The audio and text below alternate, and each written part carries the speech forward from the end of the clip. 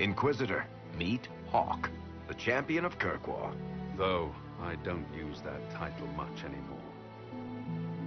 Hawke, the Inquisitor. I figured you might have some friendly advice about Corypheus. You and I did fight him, after all.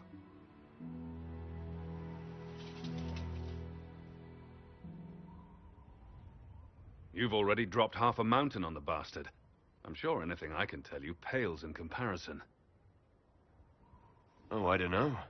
You did save a city from a horde of rampaging Kunari.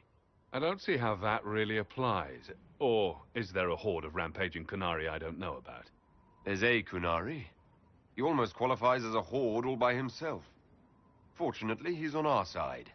So then, what can I tell you? Varric said that you fought Corypheus before. Fought and killed. The Grey Wardens were holding him, and he somehow used his connection to the Darkspawn to influence them. Corypheus got into their heads, messed with their minds, turned them against each other. If the Wardens have disappeared, they could have fallen under his control again. So Corypheus has the Venatori, the Red Templars, and now possibly the Wardens as well. Wonderful. I didn't come this far just to give you bad news. I've got a friend in the Wardens. He was investigating something unrelated for me. His name is Stroud. The last time we spoke, he was worried about corruption in the Warden ranks. Since then, nothing. Corypheus would certainly qualify as corruption in the ranks. Did your friend disappear with them? No. He told me he'd be hiding in an old smuggler's cave near Crestwood. If you didn't know about Corypheus, what were you doing with the Wardens? The Templars in Kirkwall were using a strange form of lyrium. It was red. I'd hoped the Wardens could tell me more about it. Corypheus had Templars with him at Haven. They looked like they'd been exposed to the lyrium you describe. Hopefully my friend in the Wardens will know more. I'll take any lead I can get at the moment. Good. I'll do whatever I can to help. Corypheus is my responsibility. I thought I'd killed him before. This time, I'll make sure of it. Inquisitor. You said you thought you killed Corypheus. The Grey Wardens had him imprisoned.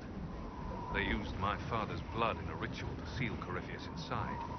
But he could still reach out and influence the Warden's thoughts. He sent them after me. And I didn't just think I killed him. When the fight was done, he was dead on the ground. Maybe his tie to the Blight somehow brought him back. Or maybe it's old Tevinter magic.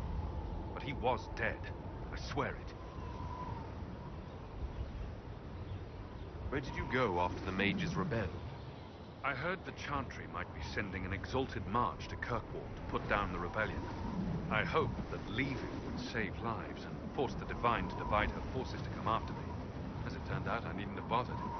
All the circles started rising up, and the exalted march never came. I heard you had family and friends in Kirkwall. Where are they now? When the Wardens began acting strangely, I had my friend Aveline take my brother out of the Free Marches. Merrill is helping elven refugees who were displaced by the war. I didn't want to take her away from that. Merrill's spent enough time fighting for her life with me. I'd like to know more about Anders. What was he like? I don't know if there ever was just an Anders. He was crazy. By the end, there was nothing left in him except this insane need to start a war no one could win.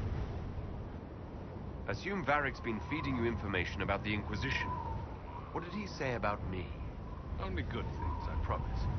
I was a little surprised, actually. Varric isn't one for religion in general, but he thinks highly of the Inquisition.